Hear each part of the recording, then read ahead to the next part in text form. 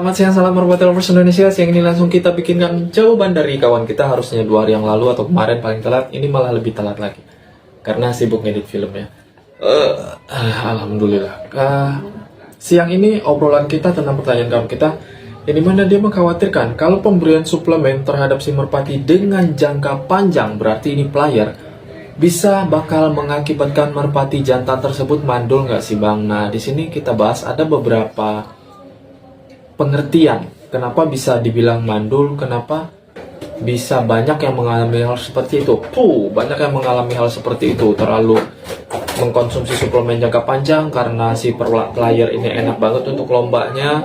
Lama-lama dia bisa mandul, nggak punya keturunan atau nggak punya anak keturunan berikutnya walaupun digonta-ganti dengan betina manapun. Itu pengaruh atau nggak? Di sini kita jawab, kita curhatin bareng-bareng, semoga bermanfaat video kita siang ini.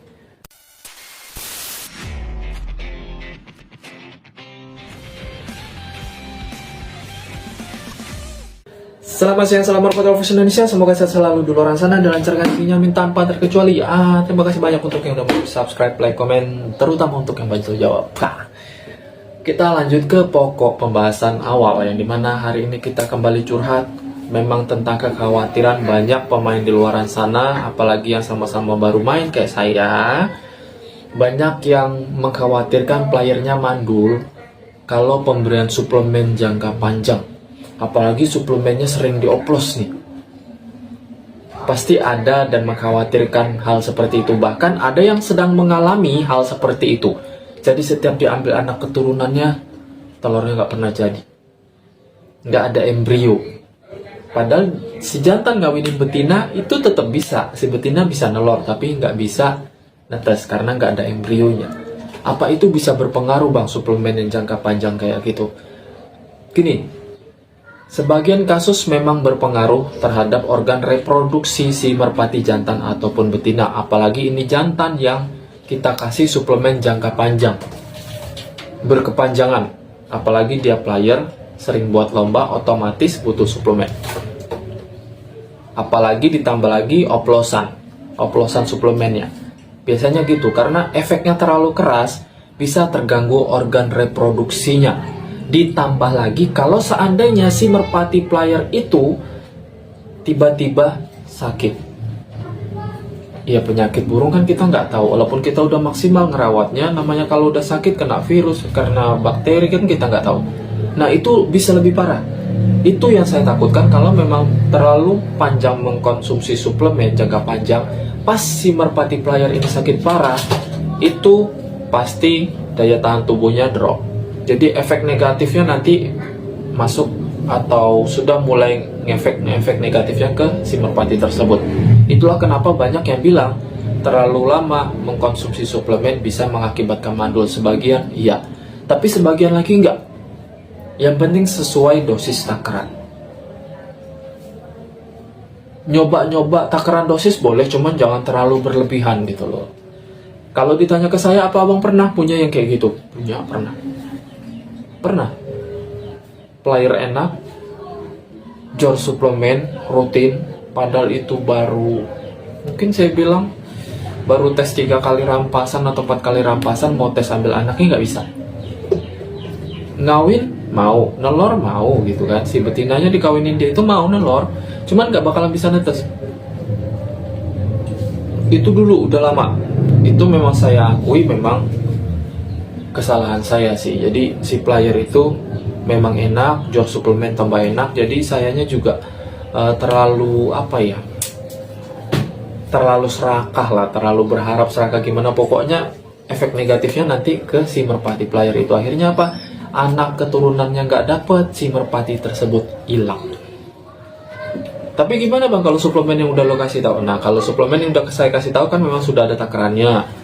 Jadi kalau untuk dosis, kalau memang mau nyoba-nyoba, jangan terlalu berlebihan, tambah sedikit aja dosisnya. Intinya gini, jaga kesehatan merpati kayak gitu penting, perawatan penting. Suplemen apapun bagus, yang penting itu cocok. Oplosan suplemen apapun bagus, yang penting itu cocok. Intinya segala sesuatu yang berlebihan itu jangan pernah dilakukan gitu loh.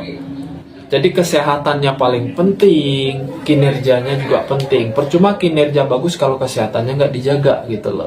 kinerja bakalan maksimal kalau kesehatan dan perawatannya dimaksimalkan. Selama merpati tersebut jelas karakternya, jelas kinerjanya. Kalau ada yang bilang jelas terahnya, ya boleh juga gitu. Itu menurut pribadi saya dan pengalaman saya. Tapi kalau ditanya sekarang masih pakai suplemen, ya masih aman.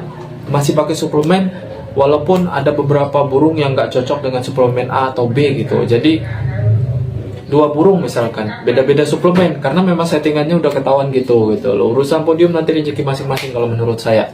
Itu.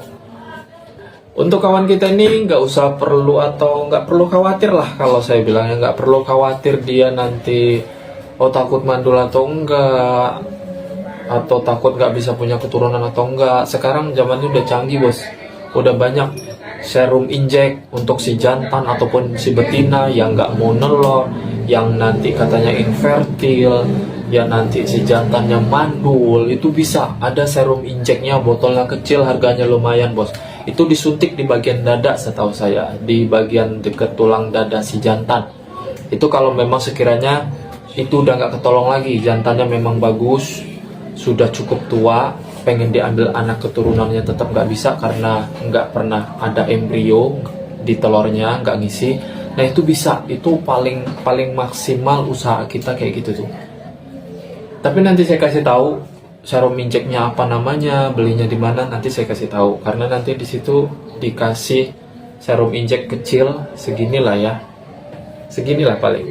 Nah setelunjuk ini serum injeknya itu berikut suntikannya, itu dikasih nanti seminggu 2 kali, seminggu sekali gitu, diinjek di bagian dekat tulang dada, bukan di dalam tulang dadanya, enggak.